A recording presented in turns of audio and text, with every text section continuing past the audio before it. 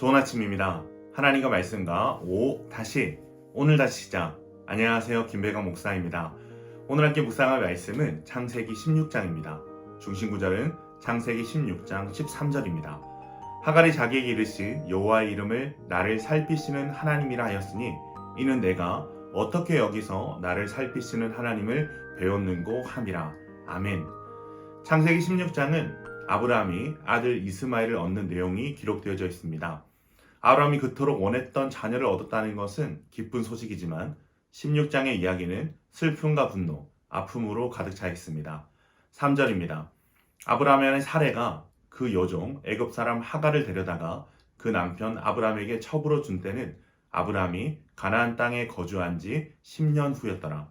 아브라함이 가나안 땅에 거주한 지 10년이 다 되도록 사레는 임신하지 못했습니다. 하나님께서 분명히 아브라함에게 자손을 약속하셨고 아브라함도 하나님의 약속을 믿었습니다.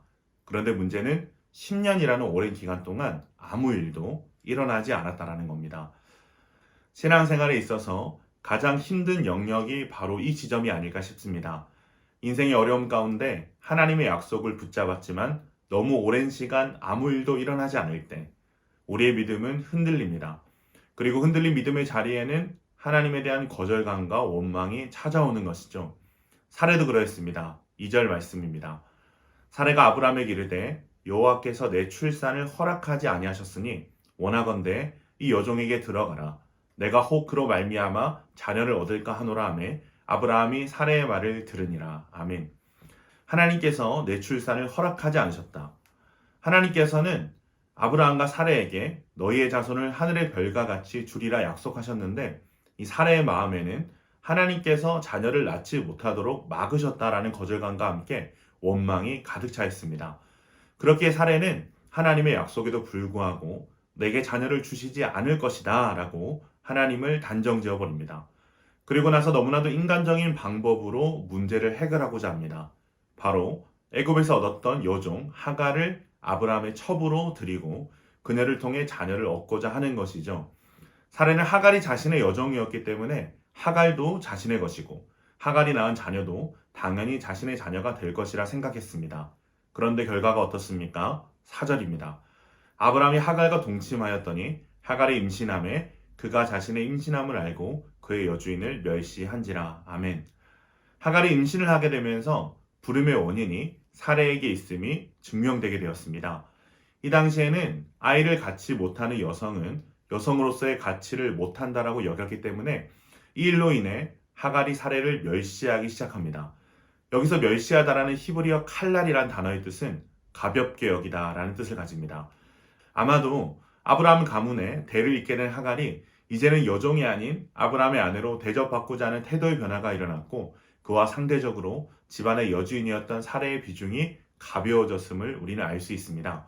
사레가 계획했던 것과는 완전히 다른 결과가 일어나게 된 것이죠. 이 모든 과정에서 사레와 아브라함이 놓친 것이 하나 있습니다.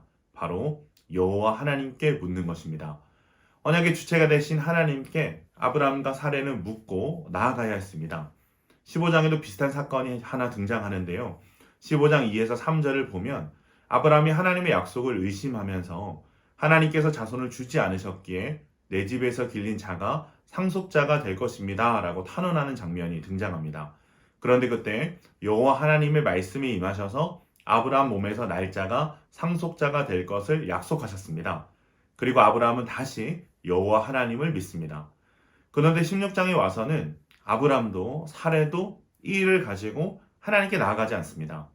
하나님께 묻지도 따지지도 않고 하나님의 뜻을 단정짓고 자신의 계획에 하나님을 갖다 붙입니다. 그리고 그 결과가 고통으로 이어지자 사레는 아브라함과 여호와 하나님을 원망합니다. 사랑하는 성도 여러분, 우리도 이럴 때가 얼마나 많습니까? 하나님의 약속을 끝까지 기다리지 못하고 이 기다림의 과정 속에서 하나님께 묻지도 탄원하지도 않은 채 내가 원하는 대로 일을 진행해 놓고 하나님을 원망합니다. 본질을 놓친 채 과정과 방법에만 몰두한 결과입니다. 이렇게 사레의 어그러진 분노와 원망, 거기에 더해진 우유부단한 아브라함의 행동은 결국 이 가정을 파국으로 이끕니다. 6절 말씀입니다.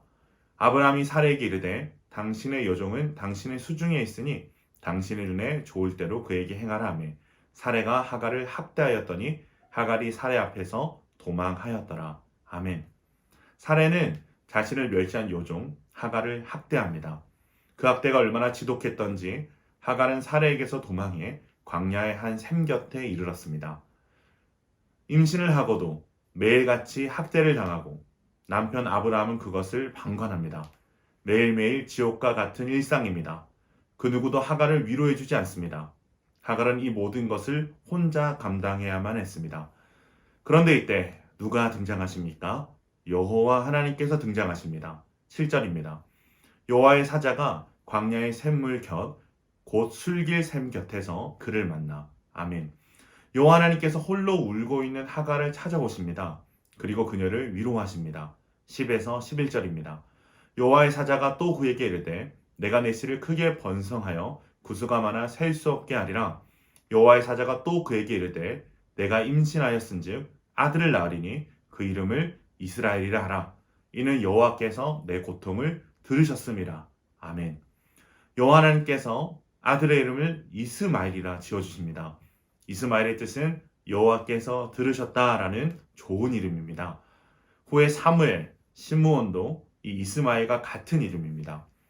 하나님께서는 하갈을 찾아오셔서 내가 너의 고통을 들었다라고 말씀하시며 하갈을 위로하시고 그의 자손들이 크게 번성할 것을 약속하십니다.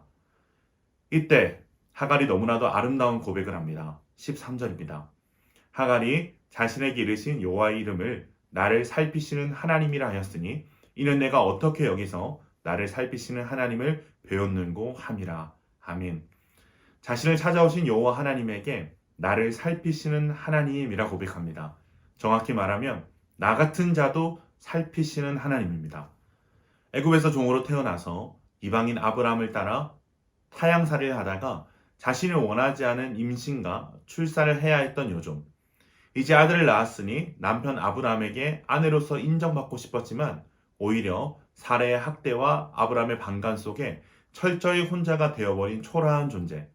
단 한 번도 사람 대접 제대로 받아본 적 없는 이런 나도, 이렇게 천하고 가치 없는 나 같은 자도 살피시는 하나님을 하갈은 고백하고 있습니다. 사랑하는 기쁨 가족 여러분, 하나님께서는 이러한 나도 살피시는 하나님이십니다. 때로는 우리의 삶에 하나님의 약속이 더디어 보일 때에도 그 누구도 나의 편이 없는 것 같은 순간에도 하나님께서는 늘 우리 곁에서 살피시며 최선의 길로 인도하고 계십니다.